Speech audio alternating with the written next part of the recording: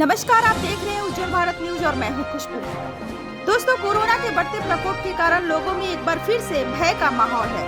Corona से बचने के लिए चेहरे पर मास्क, समय समय पर हाथों को सैनिटाइज करना और 2 गज की दूरी का ख्याल बहुत ही जरूरी हो गया है। इस संकट की घड़ी में प्रधानमंत्री नरेंद्र मोदी सुबह देश की जनता से अपने मन की बात कही। आइए सुनते हैं पीएम मोदी ने अपने मन की बात में क्या कहा।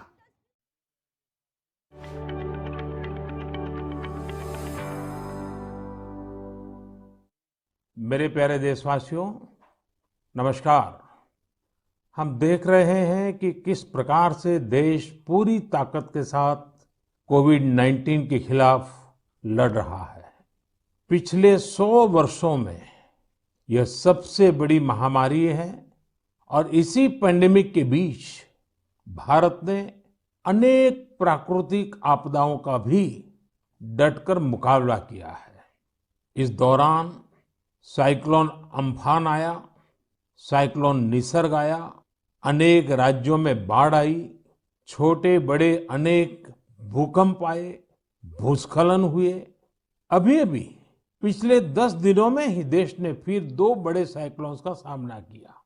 पश्चिमी तट पर साइक्लोन ताउते और पूर्वी कोस्ट पर साइक्लोन यास। इन दोनों चक्रवातों ने कई राज्यों को प्रभावित किया है। देश और देश की जनता इनसे पूरी ताकत से लड़ी और कम से कम जानहानि सुनिश्चित की। हम अब ये अनुभव करते हैं कि पहले के वर्षों की तुलना में ज्यादा से ज्यादा लोगों की जान बचा पा रहे हैं। विपदा के इस कठिन और असाधारण परिस्थिति में साइक्लोन से प्रभावित हुए सभी राज्यों के लोगों ने जिस प्रकार से साहस का परिचय दिया है, इस संकट की घड़ी में बड़े धैर्य के साथ, अनुशासन के साथ मुकाबला किया है, मैं आदरपूर्वक, हृदयपूर्वक सभी नागरिकों की सराहना करना चाहता हूं। जिन लोगों ने आगे बढ़कर राहत और बचाव के कार्य में हिस्सा लिया, ऐसे सभी लोगों की जितनी सराहना करें उतनी कम है। मैं उन सबको सैल्यूट करता हूं। केंद्र, राज्य सरकारें और स्थानीय प्रशासन सभी एक साथ मिलकर इस आपदा का सामना करने में जुटे हुए हैं। मैं उन सभी लोगों के प्रति अपनी संवेदना व्यक्त करता हूं जिन्होंने अपने करीबियों को खोया है। हम सभी इस मुश्किल घड़ी में उन लोगों के साथ मजबूती से खड़े हैं जिन्होंने इस आपदा का नुकसान झेला है। मेरे प्यारे देशवासियों, चुनौती कितनी ही बड़ी हो, भारत का विजय का संकल्प भी हमेशा उतना ही बड़ा रहा है। देश की सामूहिक शक्ति और हमारे सेवा भाव ने देश को हर तूफान से बाहर निकाला है। हाल के दिनों में हमने देखा है कि कैसे हमारे डॉक्टर्स, नर्सेस और फ्रंटलाइन वॉरियर्स, उन्होंने खुद की चिंता छोड़कर दिन रात काम किया और आज भी कर रहे हैं। इस सब के बीच कई लोग ऐसे भी हैं जिनकी कोरोना की सेकंड वेव से लड़ने में बहुत बड़ी भूमिका रही है। मुझसे मन की बात के कई श्रोताओं ने नमो ऐप पर और पत्र के द्वारा इन वॉरियर्स के बारे में चर्चा करने का आग्रह किया है। साथियों, जब सेकंड वेव आई, अचानक से ऑक्सीजन की मांग कई गुना बढ़ गई, तो बहुत बड़ा चैलेंज था। मेडिकल ऑक्सीजन का देश के दूर सुदूर हिस्सों तक पहुंचाना अपने आप में बड़ी चुनौती थी। ऑक्सीजन टैंकर ज्यादा तेज चले, छोटी सी भी भूल हो तो उसमें बहुत बड़े विस्फोट का खतरा होता है। इंडस्ट्रियल ऑक्सीजन का उत्पादन करने वाले काफी प्लांट देश के पूर्वी हिस्सों में हैं। वहां से दूसरे राज्यों में ऑक्सीजन पहुंचाने के लिए भी कई दिन का समय लगता है। देश के सामने आई इस चुनौती में देश की मदद की क्रायोजेनिक टैंकर चलाने वाले ड्राइवर्स ने, ऑक्सीजन एक्सप्रेस ने, एयरफोर्स के पायलट्स ने, ऐसे अनेकों लोगों ने युद्ध स्तर पर काम करके हजारों लाखों लोगों का जीवन बचाया। आज मन की बात में हमारे साथ ऐसे ही एक साथी जुड़ रहे हैं, यूपी के जौनपुर के रहने वाले श्रीमान दिनेश उपाध्याय जी। दिनेश जी नमस्कार। सर जी प्रणाम। सबसे पहले तो मैं चाहूंगा कि आप जरा अपने बारे में हमें जरूर बताइए। सर हमारा नाम दिनेश बाबुलनाथ उपाध्याय है। मैं गांव हसनपुर पोस्ट जमुआ जिला जौनपुर का निवासी हूं सर। उत्तर प्रदेश से हैं? हाँ सर। जी। और सर हमारा एक लड़का है, दो लड़की और औरत और माँ बाप। और आप क्या करते हैं? सर मैं ऑक्सीजन का टैंकर चलाता हूं सर, लिक्विड ऑक्सीजन का। बच्चों की पढ़ाई ठीक से हो रही है? हाँ सर, बच्चों की पढ़ाई हो रही है, लड़कियां भी पढ़ रही हैं दोनों, और मेरा लड़का भी पढ़ रहा है ये सर। ऑनलाइन पढ़ाई भी ठीक से चलती है उनकी? हाँ सर, अच्छे ढंग से कर रहे हैं। अभी बच्चियां हमारी पढ़ रही हैं, ऑनलाइन में ही पढ़ रही हैं सर। सर 15 से 17 साल हो गया सर, मैं ऑक्सीजन का टैंकर चलाता हूं सर। अच्छा, आप ये 15-17 साल से सिर्फ ऑक्सीजन लेके जाते हैं तो सिर्फ ट्रक ड्राइवर नहीं है आप, एक प्रकार से लाखों का जीवन बचाने में लगे हैं। सर हमारा काम ही ऐसा है सर ऑक्सीजन टैंकर का, कि हमारी जो कंपनी है आइनॉक्स कंपनी, वो भी हमारा लोग का बहुत ख्याल करती है। और हम लोग कहीं भी जाके ऑक्सीजन खाली करते हैं तो हमें बहुत खुशी मिलती है सर। लेकिन अभी कोरोना के समय में आपकी जिम्मेदारी बहुत बढ़ गई है। हाँ सर, बहुत बढ़ गई है। जब आप अपने ट्रक की ड्राइविंग सीट पर होते हैं तो आपके मन में क्या भाव होता है? पहले की तुलना में क्या अलग अनुभव? काफी दबाव भी रहता होगा, मानसिक तनाव रहता होगा, परिवार की चिंता, कोरोना का माहौल, लोगों की तरफ से दबाव, मांगे, क्या कुछ होता होगा? सर हमें कोई चिंता नहीं होता, हमें खाली यही होता है कि मैं अपना जो कर्तव्य कर रहा हूँ सर जी, वो हम टाइम पे लेके, अगर हमारे ऑक्सीजन से किसी को अगर जीवन मिलता है तो ये हमारे लिए बहुत गौरव की बात है। बहुत उत्तम तरीके से आप अपनी भावना व्यक्त कर रहे हो। अच्छा ये बताइए, आज जब इस महामारी के समय लोग आपके काम के महत्व को देख रहे हैं, जो शायद पहले इतना नहीं समझा होगा, अब समझ रहे हैं, तो क्या आपके और आपके काम के प्रति उनके नजरिए में परिवर्तन आया है? हाँ सर जी, अभी पहले हम ऑक्सीजन के ड्राइवर कहीं भी जाम में इधर उधर फंसे रहते थे, लेकिन आज के डेट में प्रशासन ने भी हमारा लोग का बहुत हेल्प किया। और जहां भी हम जाते हैं, हम भी, हमारे अंदर से एक जिज्ञासा आती है, हम कितने जल्दी पहुंच के लोगों की जान बचाएं सर। चाहे खाना मिले चाहे न मिले, कुछ भी दिक्कत हो, लेकिन हम हॉस्पिटल पहुंचते हैं जब टैंकर लेके, और देखते हैं कि हॉस्पिटल वाले हम लोग को वी का इशारा करते हैं, उनके फैमिली लोग जिसके घर वाले एडमिट होते हैं। अच्छा, विक्ट्री का भी बताते हैं? हाँ सर, वी बताते हैं, कोई अंगूठा दिखाता है। हमको बहुत तसल्ली आती है हमारे जीवन में कि हमने कोई अच्छा काम जरूर किया है, जो मुझे ऐसा सेवा करने का अवसर मिला है सर। सारी थकान उतर जाती होगी। हाँ सर, हाँ सर। तो घर आकर के बच्चों से बातें बताते हो आप सब? नहीं सर, बच्चे तो हमारे गांव में रहते हैं, हम तो यहाँ आइनॉक्स एयर प्रोडक्ट में मैं ड्राइवरी करता हूँ। 8-9 महीने के बाद तब घर जाता हूँ तो सर। कभी फोन पे बच्चों से बात करते होंगे हाँ सर, बराबर होता है। तो उनके मन में रहता होगा, पिताजी जरा संभालिए ऐसे समय। सर जी वो लोग बोलते हैं पापा काम करो लेकिन अपने सेफ्टी से करो, और हम लोग सर सेफ्टी से काम करते हैं। हमारा मानगांव प्लांट भी है और आइनॉक्स बहुत हमारा लोग का हेल्प करता है। चलिए दिनेश जी, मुझे बहुत अच्छा लगा आपकी बातें सुन करके, और देश को भी लगेगा कि इस कोरोना की लड़ाई में कैसे कैसे किस प्रकार से लोग काम कर रहे हैं। आप 9-9 महीने तक अपने बच्चों को नहीं मिल रहे हैं, परिवार को नहीं मिल रहे हैं, सिर्फ लोगों की जान बच जाए। जब ये देश सुनेगा ना, देश को गर्व होगा कि लड़ाई हम जीतेंगे, क्योंकि दिनेश उपाध्याय जैसे लाखों लाखों ऐसे लोग हैं जो जी जान से जुटे हुए हैं। सर जी हम लोग कोरोना को किसी ना किसी दिन जरूर हराएंगे सर जी। चलिए दिनेश जी, आपकी ये भावना, यही तो देश की ताकत है। बहुत बहुत धन्यवाद दिनेश जी, और आपके बच्चों को मेरे आशीर्वाद कहिएगा। ठीक है, प्रणाम। धन्यवाद। प्रणाम प्रणाम। धन्यवाद। साथियों, जैसा कि दिनेश जी बता रहे थे, वाकई जब एक टैंकर ड्राइवर ऑक्सीजन लेकर अस्पताल पहुंचते हैं तो ईश्वर के भेजे गए दूत ही लगते हैं। हम समझ सकते हैं कि ये काम कितनी जिम्मेदारी का होता है और इसमें कितना मानसिक दबाव भी होता है। साथियों, चुनौती के इसी समय में ऑक्सीजन के ट्रांसपोर्टेशन को आसान करने के लिए भारतीय रेल भी आगे आई है। ऑक्सीजन एक्सप्रेस, ऑक्सीजन रेल ने सड़क पर चलने वाले ऑक्सीजन टैंकर से कहीं ज्यादा तेजी से कहीं ज्यादा मात्रा में ऑक्सीजन देश के कोने कोने में पहुंचाई। माताओं बहनों को ये सुनकर गर्व होगा कि एक ऑक्सीजन एक्सप्रेस तो पूरी तरह महिलाएं ही चला रही हैं। देश की हर नारी को इस बात का गर्व होगा। इतना ही नहीं, हर हिंदुस्तानी को गर्व होगा।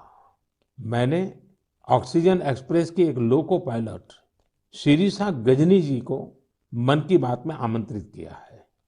शिरीषा जी नमस्ते। नमस्ते सर, कैसे है सर? मैं बहुत ठीक हूँ शिरीषा जी।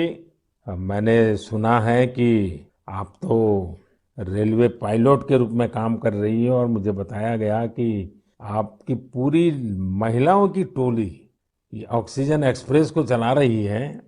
शिरीषा जी आप बहुत ही शानदार काम कर रही हैं। कोरोना काल में आपकी तरह अनेक महिलाओं ने आगे आकर कोरोना से लड़ने में देश को ताकत दी है। आप भी नारी शक्ति का एक बहुत बड़ा उदाहरण है। लेकिन देश जानना चाहेगा, मैं जानना चाहता हूँ कि आपको ये मोटिवेशन कहाँ से मिलता है? सर मुझको मोटिवेशन मेरा फादर मदर भी है सर। मेरा फादर गवर्नमेंट एम्प्लॉय है sir. Actually I am having 2 elder sisters. We are 3 members, ladies only. But my father giving very encourage to work. My first sister doing government job in bank work, and I am settled in railway. My parents only encouraging me. अच्छा शिरीषा जी, आपने सामान्य दिनों में भी railway को अपनी सेवाएं दी हैं, ट्रेन को स्वाभाविक चला है। लेकिन जब ये एक तरफ ऑक्सीजन की इतनी मांग और जब आप ऑक्सीजन को लेके जा रही है तो थोड़ा जिम्मेदारी भरा काम होगा, थोड़ी और जिम्मेवारियां होगी। सामान्य गुड्स को ले जाना अलग बात है, ऑक्सीजन तो बहुत ही डेलिकेट भी होती है चीजें। तो क्या अनुभव आता था? मैं हैप्पीली फील किया ये काम करने के लिए। ऑक्सीजन स्पेशल देने के टाइम में सभी देखिए सेफ्टी का wise, formation wise any leakage है। नेक्स्ट इंडियन रेलवे भी सपोर्टिव है सर। ये ऑक्सीजन चलाने के लिए मुझको ग्रीन पाथ दिया ये गाड़ी चलाने के लिए। 125 किलोमीटर 1.5 आवर में रीच हो गया। इतना रेलवे भी रेस्पॉन्सिबिलिटी ले लिया, मैं भी रेस्पॉन्सिबिलिटी है सर। वाह, चलिए शिरीषा जी, मैं आपको बहुत बधाई देता हूं और आपके पिताजी माताजी को विशेष रूप से प्रणाम करता हूं, जिन्होंने तीनों बेटियों को इतनी प्रेरणा दी और उनको इतना आगे बढ़ाया और इस प्रकार का हौसला दिया है।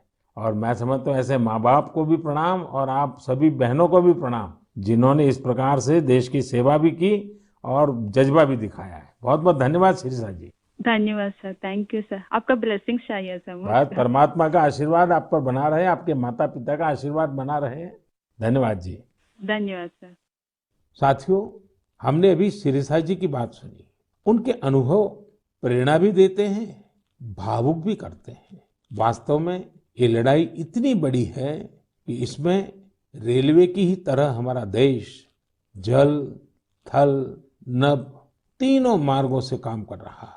एक और खाली टैंकर्स को एयरफोर्स के विमानों द्वारा ऑक्सीजन प्लांट तक पहुंचाने का काम हो रहा है। दूसरी ओर नए ऑक्सीजन प्लांट बनाने का काम भी पूरा किया जा रहा है। साथ ही विदेशों से ऑक्सीजन, ऑक्सीजन कंसंट्रेटर्स और क्रायोजेनिक टैंकर्स भी देश में लाए जा रहे हैं। इसलिए इसमें नेवी भी लगी, एयरफोर्स भी लगी, आर्मी भी लगी और डीआरडीओ जैसी हमारी संस्थाएं भी जुटी हैं। हमारे कितने ही वैज्ञानिक, इंडस्ट्री के एक्सपर्ट्स और टेक्नीशियन भी युद्ध स्तर पर काम कर रहे हैं। इन सब के काम को जानने की, समझने की जिज्ञासा सभी देशवासियों के मन में है। इसलिए हमारे साथ हमारी एयरफोर्स के ग्रुप कैप्टन पटनायक जी जुड़ रहे हैं। पटनायक जी जय हिंद। सर जय हिंद। सर मैं ग्रुप कैप्टन ए.के. पटनायक हूँ, वायुसेना स्टेशन हिंडन से बात कर रहा हूँ। पटनायक जी, कोरोना से लड़ाई के दौरान आप बहुत बड़ी जिम्मेवारी संभाल रहे हैं। दुनिया भर में जाकर के टैंकर लाना, टैंकर यहाँ पहुँचाना। मैं जानना चाहूँगा कि एक फौजी के नाते एक अलग प्रकार का काम आपने किया है। मरने मारने के लिए दौड़ना होता है, आज आप जिंदगी बचाने के लिए दौड़ रहे हैं। कैसा अनुभव हो रहा है? सर इस संकट के समय में हमारे देशवासियों को मदद कर सकते हैं, ये हमारे लिए बहुत ही सौभाग्य का काम है सर। और ये जो भी हमें मिशंस मिले हैं हम बखूबी से उसको निभा रहे हैं। हमारी ट्रेनिंग और सपोर्ट सर्विसेज जो हैं हमारी पूरी मदद कर रहे हैं। और सबसे बड़ी चीज है सर, इसमें जो हमें जॉब सेटिस्फैक्शन मिल रही है वो बहुत ही हाई लेवल पे है, और इसी की वजह से हम कंटिन्यूअस ऑपरेशंस कर पा रहे हैं। कैप्टन, आप इन दिनों जो जो प्रयास किए हैं और वो भी कम से कम समय में सब कुछ करना पड़ा है, उसमें अभी इन दिनों क्या रहा आपका? सर पिछले 1 महीने से हम कंटिन्यूअसली ऑक्सीजन टैंकर्स और liquid oxygen containers domestic destination और इंटरनेशनल डेस्टिनेशन दोनों से उठा रहे हैं सर। करीब 1600 सॉर्टी से ज्यादा एयरफोर्स कर चुकी है और 3000 से ज्यादा घंटे हम उड़ चुके हैं। करीब 160 इंटरनेशनल मिशन कर चुके हैं, जिस वजह से हम हर जगह से ऑक्सीजन टैंकर्स, जो पहले अगर डोमेस्टिक में 2 से 3 दिन लगते थे, हम उसको 2 से 3 घंटे में एक जगह से दूसरी जगह पहुंचा सकते हैं सर। और इंटरनेशनल मिशन में भी within 24 hour continuous round the clock operation करके पूरी एयरफोर्स इसमें लगी हुई है कि जितनी जल्दी हो सके हम जितने ज्यादा टैंकर ला सकें और देश की मदद कर सके सर। कैप्टन, आपको इंटरनेशनल में अभी कहाँ कहाँ दौड़ भागना पड़ा?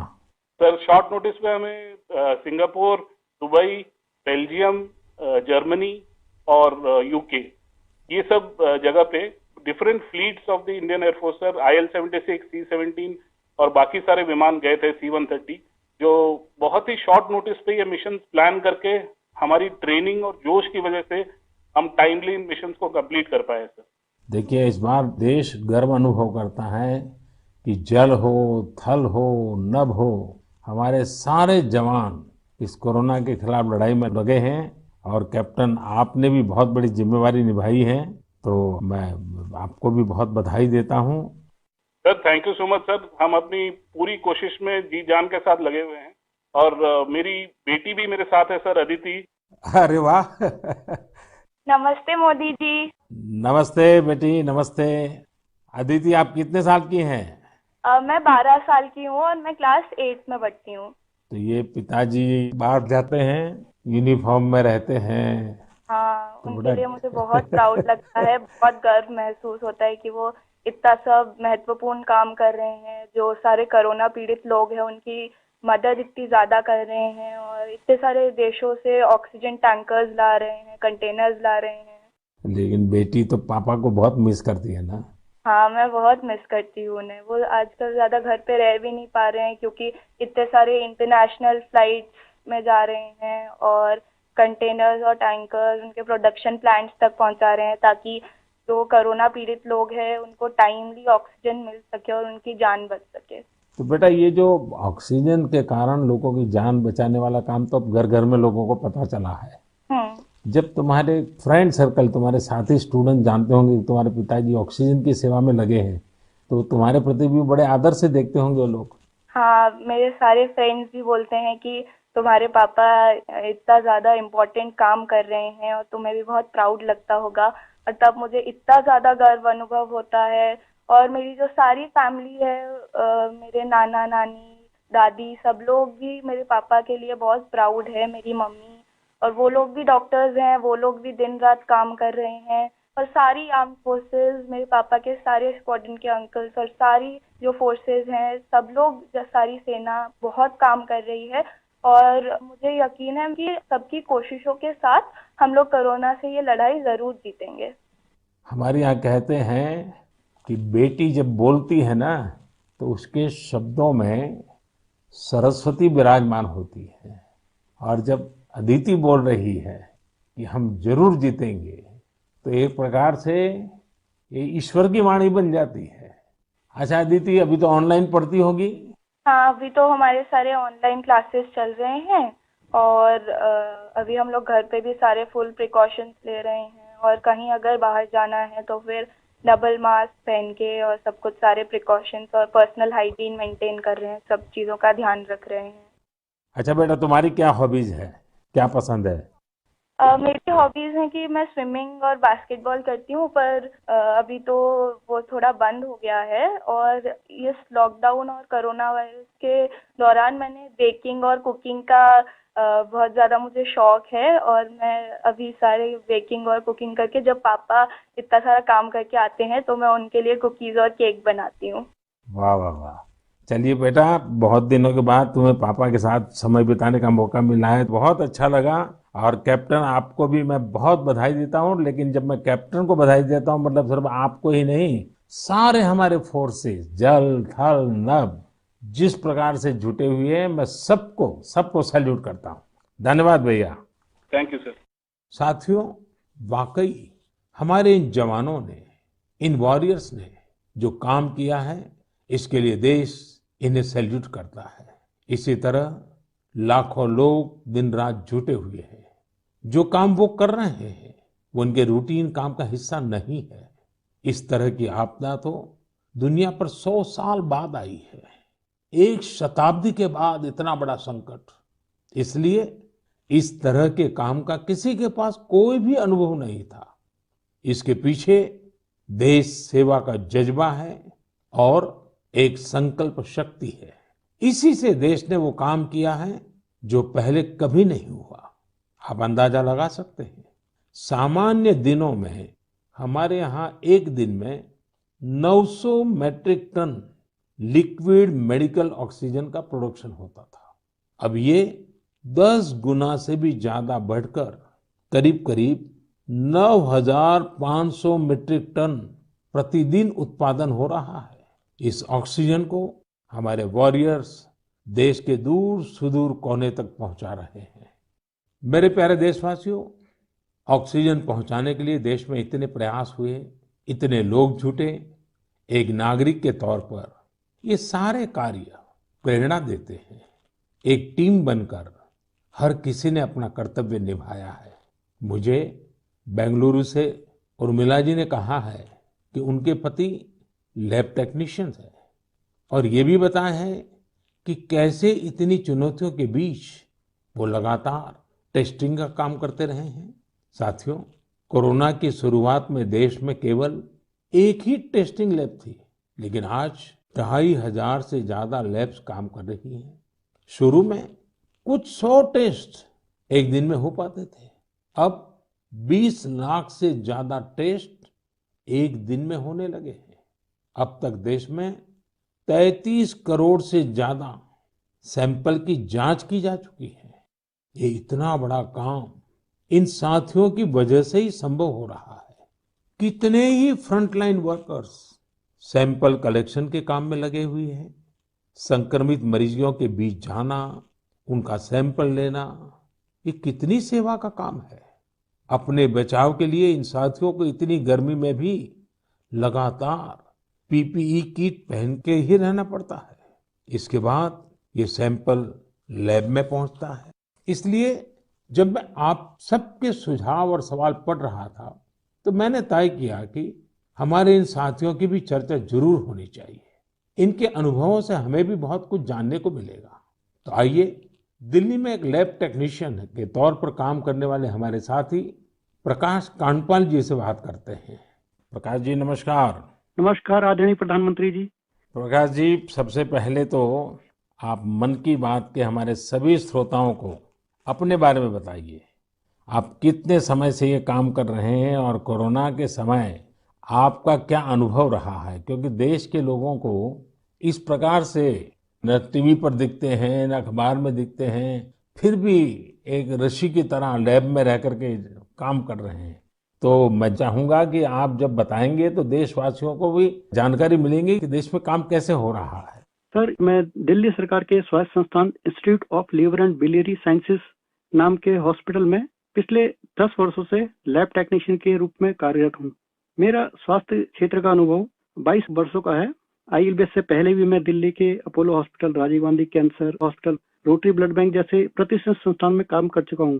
सर, यद्यपि सभी जगह मैंने रक्त कोष विभाग में अपनी सेवाएं दी, परंतु पिछले वर्ष 1 अप्रैल 2020 से मैं आईएलबीएस के वायरोलॉजी डिपार्टमेंट के अधीनस्थ कोविड टेस्टिंग लैब में कार्य कर रहा हूँ। निस्संदेह कोविड महामारी में स्वास्थ्य एवं स्वास्थ्य से संबंधित सभी साधन संसाधनों पर अत्यधिक दबाव पड़ा, पर मैं इस संघर्ष के दौर को निजी तौर पर इसमें ऐसा अवसर मानता हूँ जब राष्ट्र, मानवता, समाज हमसे अधिक उत्तरदायित्व, सहयोग, हमसे अधिक सामर्थ्य और हमसे अधिक क्षमता के प्रदर्शन की अपेक्षा करता है और आशा करता है। और सर, जब हम राष्ट्र के, मानवता के, समाज की अपेक्षा के और आशा के अनुरूप अपने स्तर पर, जो कि एक बूंद के बराबर है, हम उस पर काम करते हैं, खरा उतरते हैं, तो एक गौरव की अनुभूति होती है। कभी जब हमारे घर वाले भी आशंकित होते हैं या थोड़ा उन्हें भय लगता है, तो ऐसे अवसर पे उनको स्मरण कराता हूँ कि हमारे देश के जवान जो कि सदैव ही परिवार से दूर सीमाओं पर विषम और असामान्य परिस्थितियों में देश की रक्षा कर रहे हैं, उनकी तुलना में तो हमारा जोखिम जो है कम है, बहुत कम है। तो वो भी इस चीज को समझते हैं और मेरे साथ में एक तरह से वो भी सहयोग करते हैं और वो भी इस आपदा में समान रूप से जो भी सहयोग है उसमें अपनी सहभागिता निभाते हैं। प्रकाश जी, एक तरफ सरकार सबको कह रही है कि दूरी रखो, दूरी रखो, कोरोना में एक दूसरे से दूर रहो, और आपको तो सामने से होकर के कोरोना के जीवाणुओं के बीच में रहना ही पड़ता है, सामने से जाना पड़ता है। तो ये अपने आप में एक जिंदगी को संकट में डालने वाला मामला रहता है, तो परिवार को चिंता होना बहुत स्वाभाविक है। लेकिन फिर भी ये लैब टेक्नीशियन का काम सामान्य संजोगों में एक है और ऐसी पेंडेमिक स्थिति में दूसरा है, और वो आप कर रहे हैं तो काम के घंटे भी बहुत बढ़ गए होंगे, रात रात लैब में निकालना पड़ता होगा, क्योंकि इतना करोड़ों लोगों का टेस्टिंग हो रहा है तो बोझ भी बड़ा होगा। लेकिन अपनी सुरक्षा के लिए भी तो सावधानी रखते हैं कि नहीं रखते हैं? बिल्कुल रखते हैं सर। हमारे आईएलबीएस की जो लैब है वो WHO से मान्यता प्राप्त है, तो जो सारे प्रोटोकॉल हैं वो इंटरनेशनल स्टैंडर्ड के हैं। हम त्रिस्तरीय जो हमारी पोशाक है उसमें हम जाते हैं लैब में और उसी में हम काम करते हैं, और उसका पूरा डिस्कार्डिंग का, लेबलिंग का और उनको टेस्टिंग का एक पूरा प्रोटोकॉल है, तो उस प्रोटोकॉल के तहत काम करते हैं। तो सर ये भी ईश्वर की कृपा है कि मेरा परिवार और मेरे जानने वाले अधिकतर जो अभी तक इस संक्रमण से बचे हुए हैं। तो एक चीज है कि अगर आप सावधानी रखते हैं और संयम बरतते हैं तो आप थोड़ा बहुत इससे बचे रह सकते हैं। प्रकाश जी, आप जैसे हजारों लोग पिछले 1 साल से लैब में बैठे हैं और इतनी जहमत कर रहे हैं, इतने लोगों को बचाने का काम कर रहे हैं, जो देश आज जान रहा है। लेकिन प्रकाश जी, मैं आपके माध्यम से आपकी बिरादरी के सभी साथियों को हृदयपूर्वक धन्यवाद करता हूं, देशवासियों की तरफ से धन्यवाद करता हूं, और आप स्वस्थ रहिए, आपका परिवार स्वस्थ रहे, मेरी बहुत शुभकामनाएं हैं। धन्यवाद प्रधानमंत्री जी, मैं आपका बहुत बहुत आभारी हूँ कि आपने मुझे अवसर प्रदान किया। धन्यवाद भैया। साथियों, एक प्रकार से बात तो मैंने भाई प्रकाश जी से की है, लेकिन उनकी बातों में हजारों लैब टेक्नीशियंस की सेवा की सुगंध हम तक पहुंच रही है। इन बातों में हजारों लाखों लोगों का सेवा भाव तो दिखता ही है। हम सभी को अपने जिम्मेदारी का भी बोध होता है। जितनी मेहनत और लगन से भाई प्रकाश जी जैसे हमारे साथी काम कर रहे हैं, उतनी ही निष्ठा से उनका सहयोग कोरोना को हराने में बहुत मदद करेगा। मेरे प्यारे देशवासियों, अभी हम हमारे कोरोना वॉरियर्स की चर्चा कर रहे थे। पिछले 1.5 सालों में हमने उनका खूब समर्पण और परिश्रम देखा है, लेकिन इस लड़ाई में बहुत बड़ी भूमिका देश के कई क्षेत्रों के अनेक वॉरियर्स की भी है। आप सोचिए, हमारे देश पर इतना बड़ा संकट आया, इसका असर देश की हर एक व्यवस्था पर पड़ा। कृषि व्यवस्था ने खुद को इस हमले से काफी हद तक सुरक्षित रखा। सुरक्षित ही नहीं रखा, बल्कि प्रगति भी की, आगे भी बढ़ी। क्या आपको पता है कि इस महामारी में भी हमारे किसानों ने रिकॉर्ड उत्पादन किया है? किसानों ने रिकॉर्ड उत्पादन किया तो इस बार देश ने रिकॉर्ड फसल खरीदी भी की। इस बार कई जगहों पर तो सरसों के लिए किसानों को MSP से भी ज्यादा भाव मिला है। रिकॉर्ड खाद्यान्न उत्पादन की वजह से ही हमारा देश हर देशवासी को संबल प्रदान कर पा रहा है। आज इस संकट काल में 80 करोड़ गरीबों को मुफ्त राशन उपलब्ध कराया जा रहा है, ताकि गरीब के घर में भी कभी ऐसा दिन न आए जब चूल्हा न जले। साथियों, आज हमारे देश के किसान कई क्षेत्रों में नई व्यवस्थाओं का लाभ उठाकर कमाल कर रहे हैं। जैसे कि अगरतला के किसानों को ही लीजिए। ये किसान बहुत अच्छे कटहल की पैदावार करते हैं। इनकी मांग देश विदेश में हो सकती है, इसलिए इस बार अगरतला के किसानों के कटहल रेल के जरिए गुवाहाटी तक लाए गए। गुवाहाटी से अब ये कटहल लंदन भेजे जा रहे हैं। ऐसे ही आपने बिहार की शाही लीची का नाम भी सुना होगा। 2018 में सरकार ने शाही लीची को जीआई टैग भी दिया था ताकि इसकी पहचान मजबूत हो और किसानों को ज्यादा फायदा हो। इस बार बिहार की ये शाही लीची भी हवाई मार्ग से लंदन भेजी गई है। पूरब से पश्चिम, उत्तर से दक्षिण, हमारा देश ऐसे ही अनूठे स्वाद और उत्पादों से भरा पड़ा है। दक्षिण भारत में विजयनगरम के आम के बारे में आपने जरूर सुना होगा। अब भला ये आम कौन नहीं खाना चाहेगा। इसलिए अब किसान रेल सैकड़ों टन विजयनगरम आम दिल्ली पहुंचा रही है। दिल्ली और उत्तर भारत के लोगों को विजयनगरम आम खाने को मिलेगा और विजयनगरम के किसानों को अच्छी कमाई होगी। किसान रेल अब तक करीब करीब 2 लाख टन उपज का परिवहन कर चुकी है। अब किसान बहुत कम कीमत पर फल, सब्जियां, अनाज देश के दूसरे सुदूर हिस्सों में भेज पा रहा है। मेरे प्यारे देशवासियों, आज 30 मई को हम मन की बात कर रहे हैं और संयोग से ये सरकार के 7 साल पूरे होने का भी समय है। इन वर्षों में देश सबका साथ, सबका विकास, सबका विश्वास के मंत्र पर चला है। देश की सेवा में हर क्षण समर्पित भाव से हम सभी ने काम किया है। मुझे कई साथियों ने पत्र भेजे हैं और कहा है कि मन की बात में 7 साल की हमारी आपकी इस साझी यात्रा पर भी चर्चा करूं। साथियों, इन 7 वर्षों में जो कुछ भी उपलब्धि रही है वो देश की रही है, देशवासियों की रही है। कितने ही राष्ट्रीय गौरव के क्षण हमने इन वर्षों में साथ मिलकर अनुभव किए हैं। जब हम ये देखते हैं कि अब भारत दूसरे देशों की सोच और उनके दबाव में नहीं, अपने संकल्प से चलता है, तो हम सबको गर्व होता है। जब हम देखते हैं कि अब भारत अपने खिलाफ साजिश करने वालों को मुंहतोड़ जवाब देता है, तो हमारा आत्मविश्वास और बढ़ता है। जब भारत राष्ट्रीय सुरक्षा के मुद्दों पर समझौता नहीं करता, जब हमारी सेनाओं की ताकत बढ़ती है, तो हमें लगता है कि हाँ, हम सही रास्ते पर हैं। साथियों, मुझे कितने ही देशवासियों के संदेश, उनके पत्र देश के कोने कोने से मिलते हैं।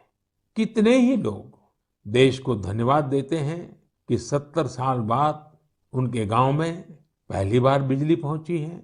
उनके बेटे बेटियां उजाले में, पंखे में बैठ करके पढ़ रहे हैं। कितने ही लोग कहते हैं कि हमारा भी गांव अब पक्की सड़क से शहर से जुड़ गया है। मुझे याद है, एक आदिवासी इलाके से कुछ साथियों ने मुझे संदेश भेजा था कि सड़क बनने के बाद पहली बार उन्हें ऐसा लगा कि वो भी बाकी दुनिया से जुड़ गए हैं। ऐसे ही कहीं कोई बैंक खाता खोलने की खुशी साझा करता है, तो कोई अलग अलग योजनाओं की मदद से जब नया रोजगार शुरू करता है, तो उस खुशी में मुझे भी आमंत्रित करता है। प्रधानमंत्री आवास योजना के तहत घर मिलने के बाद गृह प्रवेश के आयोजन में कितने ही निमंत्रण मुझे हमारे देशवासियों की ओर से लगातार मिलते रहते हैं। इन 7 सालों में आप सबकी ऐसी करोड़ों खुशियों में मैं शामिल हुआ हूं। अभी कुछ दिन पहले ही मुझे गांव से एक परिवार ने जल जीवन मिशन के तहत घर में लगे पानी के नल की एक फोटो भेजी।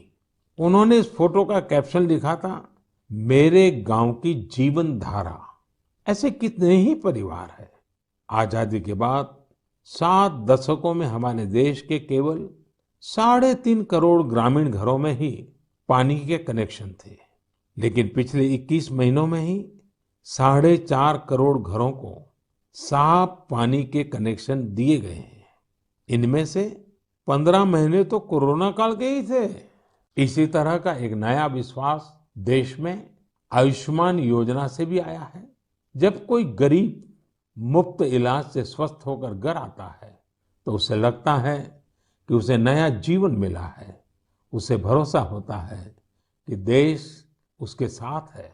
ऐसे कितने ही परिवारों का आशीर्वचन, करोड़ों माताओं का आशीर्वाद लेकर हमारा देश मजबूती के साथ विकास की ओर अग्रसर है। साथियों, इन 7 सालों में भारत ने डिजिटल लेन देन में दुनिया को नई दिशा दिखाने का काम किया है।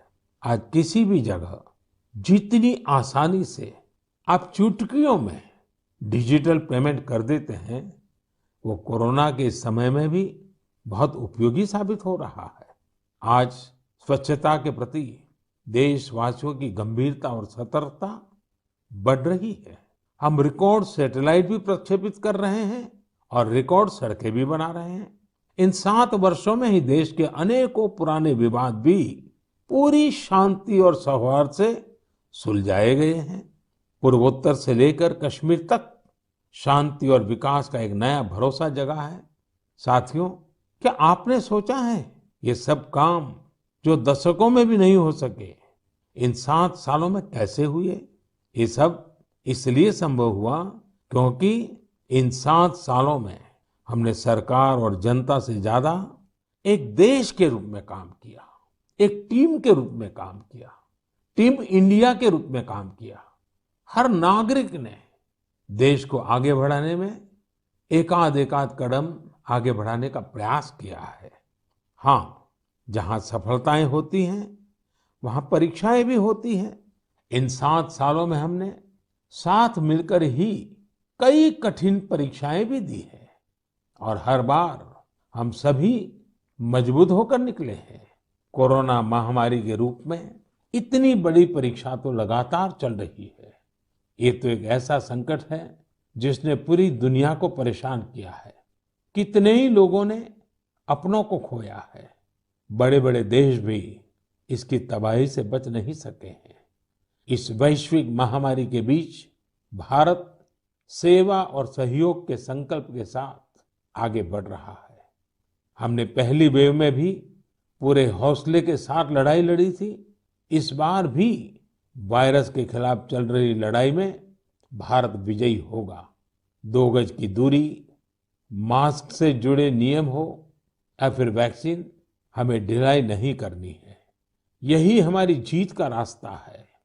अगली बार जब हम मन की बात में मिलेंगे तो देशवासियों के कई और प्रेरणादायक उदाहरणों पर बात करेंगे और नए विषयों पर चर्चा करेंगे।